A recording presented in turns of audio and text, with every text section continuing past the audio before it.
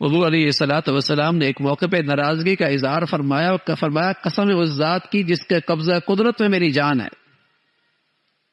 میرا جی چاہتا ہے کہ میں لکڑیاں اکٹھا کروں، ایک نوجوان سے کہوں وہ لکڑیاں اکٹھا کرے، اور پھر ایک سے کہوں کہ اذان دے، اور کسی اور سے کہو تم نماز پڑھاؤ، اور پھر ان لوگوں کے گھروں کی طرف جاؤ جو گھروں میں نماز پڑھ لیتے ہیں، فَأُحَرِّقَ عَلَيْهِمْ بُيُوتَهُمْ، میں ان کے گھروں کو ان کے اوپر جلا دوں۔ یہ تو ان لوگوں کا حال ہے جو گھروں میں نماز پڑھتے ہیں۔ بتائیے جو نماز ہی نہیں پڑھتے اللہ کے نبی کا ان کے لیے کتنا بڑا غصہ ہوگا۔ یہ تو ان لوگوں کے لیے جو گھروں میں پڑھتے ہیں، فَوَحَرِّقَ عَلَيْهِمْ بُيُوتَهُمْ، یہ اللہ کے نبی صلی اللہ علیہ وسلم فرمانے لگے جو اس امت کے لیے رحمت ہی رحمت ہے، اس امت کے لیے کیا پوری انسانیت کے لیے، پوری انسانیت کے لیے کیا پوری مخلوق کے لیے رحمت ہی رحمت ہے۔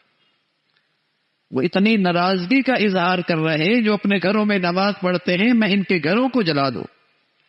یہ تو نماز پڑھنے والوں کا حال ہے۔ بتائیے جو نماز کی پرواہ ہی نہیں کرتے اللہ کے نبی ان سے کتنے ناراض ہو، اور وہ کس منہ سے حضور کی خدمت میں جا کر حوض کوثر پہ پانی چاہیں گے اور شفاعت کی امید رکھیں گے۔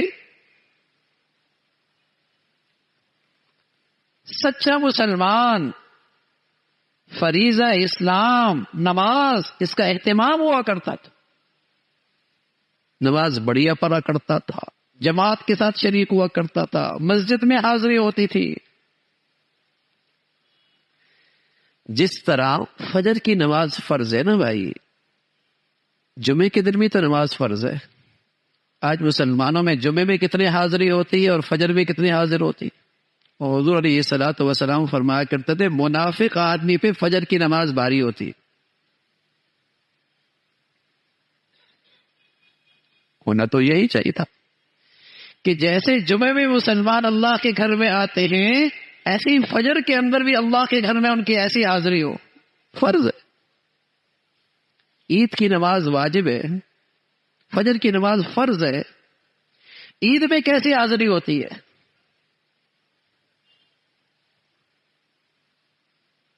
عشاء کی نماز میں کیسی حاضری ہوتی، عید میں کیسی حاضری ہوتی ہے؟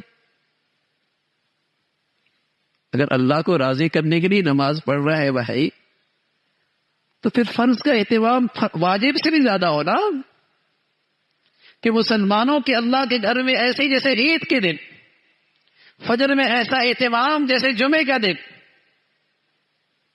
ہاں سچا مسلمان جیسے جمعے کا اہتمام کرتا ہے، جیسے عید کا اہتمام کرتا ہے، ایک سچا مسلمان ایسی ہی فجر کی نماز کا بھی اہتمام کرتا ہے۔